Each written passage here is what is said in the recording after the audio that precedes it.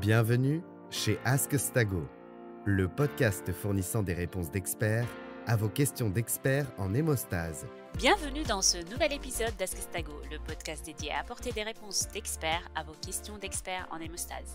Je suis Dana Hazard et je suis heureuse de co-animer à nouveau cet épisode avec Audrey Carlo.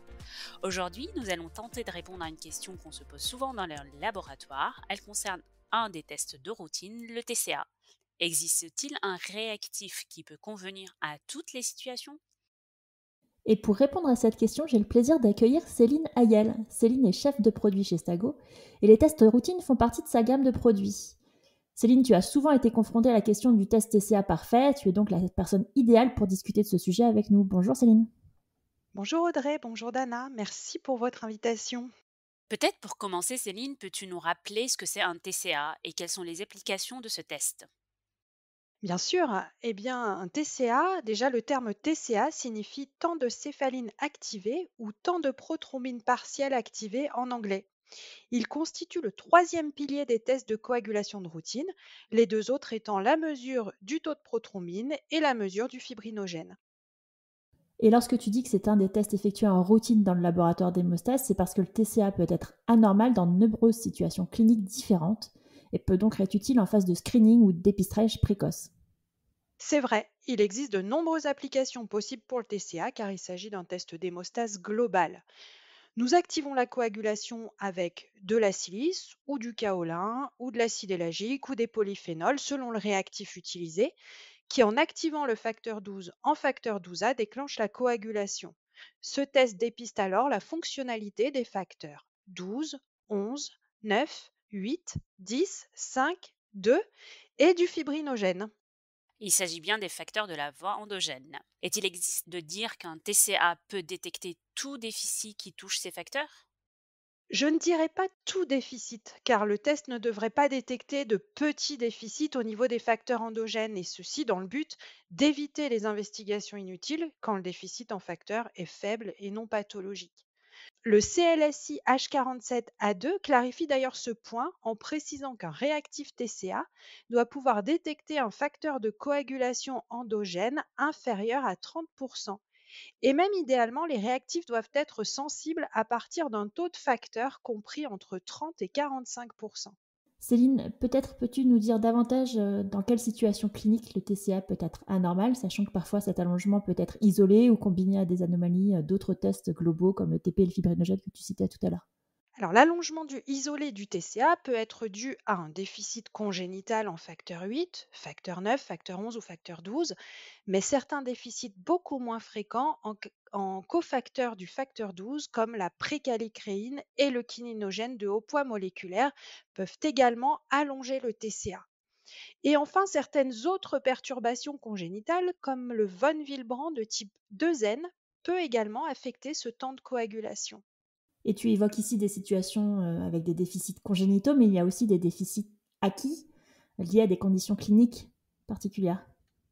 Tout à fait. Ici, on peut penser aux maladies hépatiques ou aux coagulopathies consommatrices qui peuvent engendrer une diminution en taux de facteurs endogènes. Mais tu as également d'autres conditions, comme les anticoagulants circulants, qu'il s'agisse d'anticoagulants de type lupique ou même d'anticorps antifacteurs, ou certains traitements anticoagulants comme l'héparine ou les inhibiteurs de la thrombine. Effectivement, Céline, nous avons évoqué ce sujet-là lors de notre saison 1. Le TCA est parfois utilisé comme test pour surveiller le traitement à l'héparine. Or, son utilité dans ce contexte est débattue. Peux-tu peut-être nous dire comment évaluer la sensibilité d'un réactif TCA à l'héparine ou aux facteurs endogènes ? D'après le CLSI H47A2, pour déterminer la sensibilité d'un TCA au facteur endogène, il faut préparer des dilutions de plasma contenant de moins de 1% à 100% du facteur à étudier. On mesure alors le TCA et l'activité du facteur en question, puis on va tracer un graphe du TCA en fonction de l'activité du facteur aux différentes dilutions. La sensibilité du réactif TCA au facteur testé est alors le pourcentage d'activité correspondant à la valeur limite haute de l'intervalle de référence. Selon le CLSI H47A2, ce seuil doit être obtenu pour un niveau de facteur compris entre 30 et 45%. Et un bon moyen de vérifier si l'expérience, la manip est bonne, c'est de s'assurer que l'échantillon utilisé avec l'activité 100% a un temps de coagulation de son TCA qui correspond à la moyenne de l'intervalle de référence pour le TCA, en admettant que l'intervalle de référence suit une loi gaussienne, bien sûr. Tout à fait. Si on veut parler maintenant de la sensibilité à l'héparine, la même procédure va s'appliquer. On va évaluer alors les temps de coagulation de TCA en fonction, cette fois-ci, de l'activité anti-DISA. Dans ce cas, cependant, il est impératif d'utiliser de vrais échantillons de patients traités à l'héparine et non des dilutions ou des plasmas spikés, comme dans le cas de la sensibilité aux facteurs. Et tu nous confirmes, Céline, que cette sensibilité à l'héparine et surtout la définition de la zone thérapeutique TCA est à déterminer pour chaque nouveau lot de réactifs. C'est bien vrai, si nous considérons la sensibilité à l'héparine, plus la fourchette des temps de coagulation est large, plus votre réactif TCA est sensible à l'héparine. On sait par exemple que les activateurs à base de kaolin ne sont pas aussi sensibles que ceux à base de siliste, par exemple. Et Céline, tout à l'heure, tu mentionnais également que les tests TCA sont sensibles aux inhibiteurs tels que les anticoagulants circulants de type Lupic.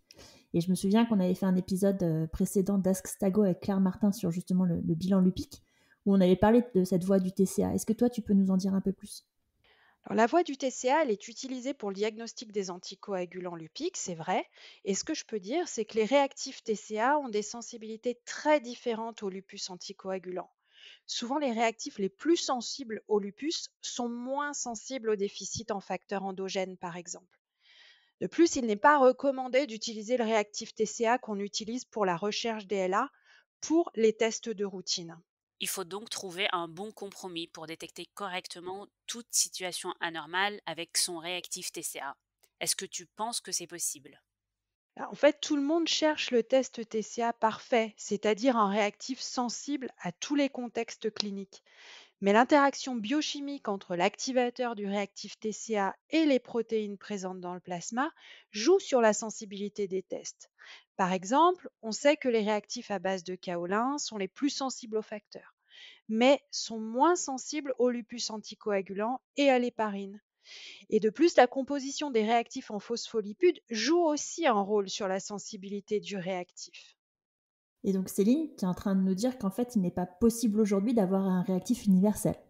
Pour être plus précis, chaque activateur a sa sensibilité propre qui dépend de l'état biochimique du plasma.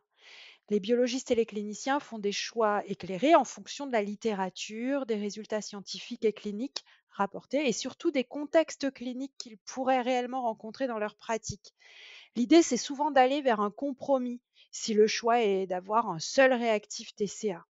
Donc, en d'autres termes, évaluer les pour et les contre de chaque réactif en fonction de la population de patients qu'on reçoit dans notre laboratoire ou à l'hôpital. Oui, exactement. Et encore, on n'a même pas parlé des pathologies non hémostatiques qui peuvent aussi influencer le TCA. Dans ces cas, par exemple, le facteur 8 et une CRP élevée peuvent respectivement diminuer ou augmenter les temps de coagulation. Et on pourrait aussi évoquer une autre application du réactif TCA, les dosages de facteurs. On sait qu'avec les nouveaux traitements de l'hémophilie avec une demi-vie prolongée, il devient de plus en plus délicat de sélectionner un réactif qui conviendrait à toutes les molécules, le facteur recombinant, pégylé, etc. Ah oui, complètement. Et on ne peut même pas dire, par exemple, que les réactifs à base de silice sont les meilleurs pour suivre ce type de traitement, car d'après des études comme celle publiée par Mirella Esban en 2020, on voit qu'il n'y a pas de corrélation avec le type d'activateur utilisé. C'est également ce qui ressort des recommandations du GFHT. Par conséquent, il est important de vérifier scrupuleusement si votre réactif peut être utilisé pour le suivi des patients hémophiles traités par ce type de molécule. Ce sujet est passionnant et on peut facilement revenir dessus pour développer d'autres questions davantage. Merci beaucoup Céline d'avoir partagé des connaissances avec nous et avec nos auditeurs aujourd'hui. Il est maintenant temps de clore cet épisode. Merci à tous pour votre écoute. Comme d'habitude, vous trouverez toutes les références de la littérature dans la description du podcast, ainsi que les liens vers les épisodes précédents d'Ask Stago qu'on a mentionnés aujourd'hui. N'hésitez surtout pas à nous envoyer toutes vos questions à notre adresse email ask@stago.com. Nous serons ravis d'y répondre dans un prochain épisode. À la prochaine! Merci pour votre écoute. Ce podcast vous est proposé par Diagnostic Astago. N'hésitez pas à nous suivre sur LinkedIn ou Twitter et de vous abonner à la série de podcasts Ask Astago sur votre plateforme préférée. Diagnostic Astago, Diagnostic is in our blood.